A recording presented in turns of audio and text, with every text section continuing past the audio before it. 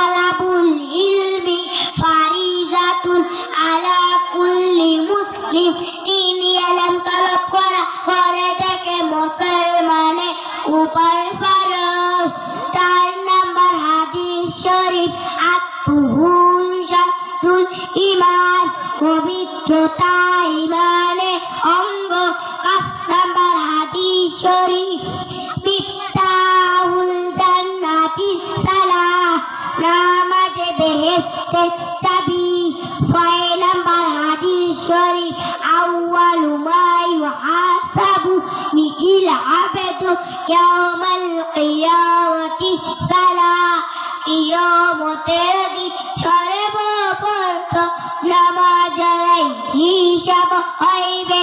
7 number হাদিস শরীফ, ফাদলুল আলিমি আলাল আবিদি কাফাদলি আলা আদনাকুম।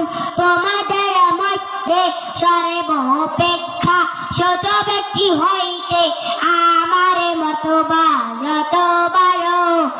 ইলমে আবেদের চেয়ে একজন খাঁটি আলেমের মর্তবা